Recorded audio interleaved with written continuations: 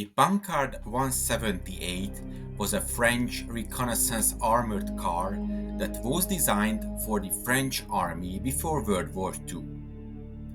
It had a crew of 4 and was equipped with a 25mm main gun and a 7.5mm machine gun.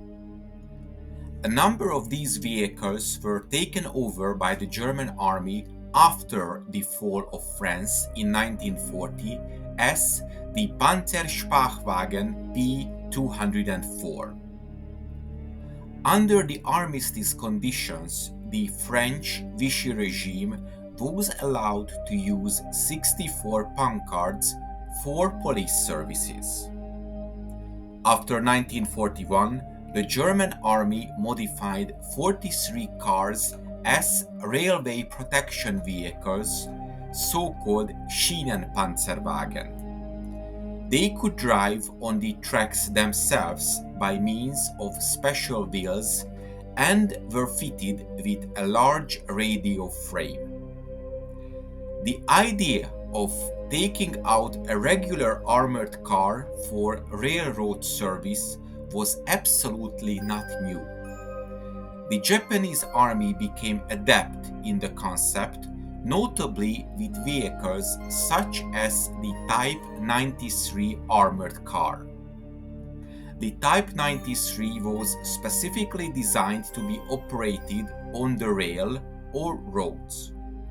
The vehicle had 3 axles to provide better balance and pitch control, a pair of auxiliary metal wheels for mounted behind the front axle.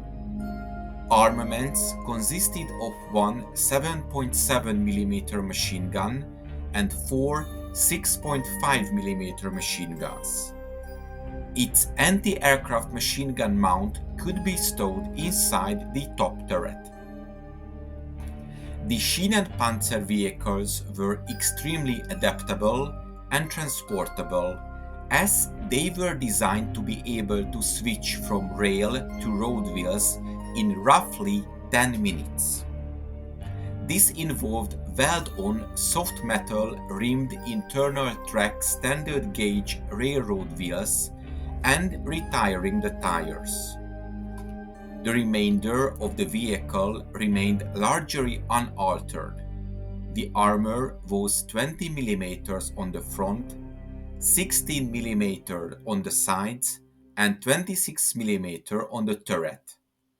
This was optimal to withstand shrapnel and small arms fire. The 25mm cannon served its purpose, but its performance was deemed insufficient and a German equivalent took its place, which would have resulted in considerable modification delays.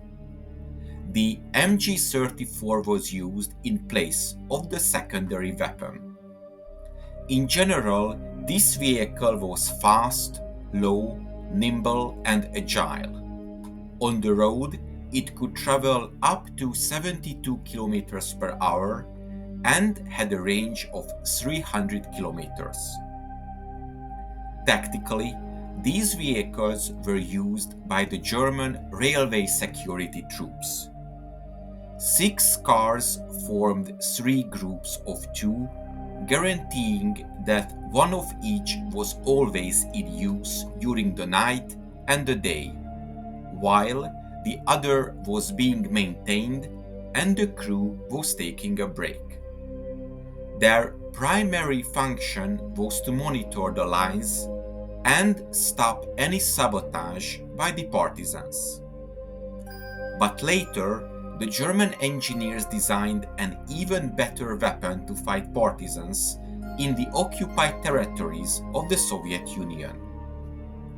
This was a Panzerkampfwagen III Ausführung N, so N version, that was modified for movement on the rails. The Panzer III Ausführung N was an infantry support tank armed with a short-barreled howitzer-like 7.5 cm gun. It was designed as a close support infantry gun firing a high explosive shell, hence the relatively short barrel. In 1943, depleted stocks and demand for the Panzer III Ausführung N required restarting the production of this gun.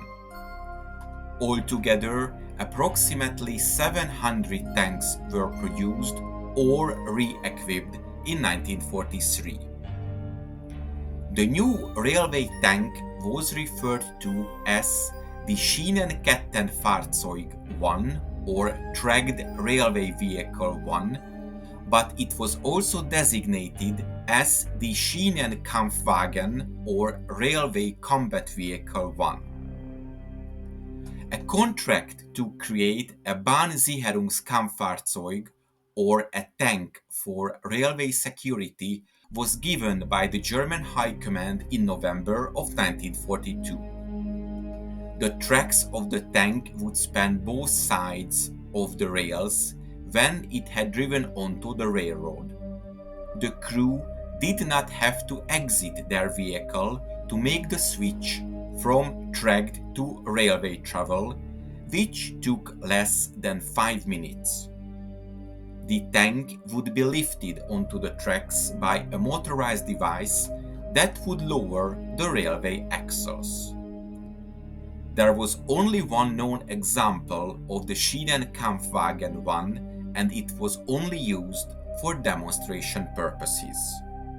Later, 250 railway tanks were ordered in December of 1943. However, it doesn't seem that the order was fulfilled, and the tank was never put into production. Other vehicles, such as the Panzerspachwagen P204, appear to have sufficiently completed the role of railroad security combat vehicle. Ultimately, towards the end of 1943, the railway tank project was abandoned by the German army. I hope you enjoyed this episode, and to make sure you don't miss my future work, please make sure you are subscribed to my channel and press the bell notification button. Thank you, and see you in the next video.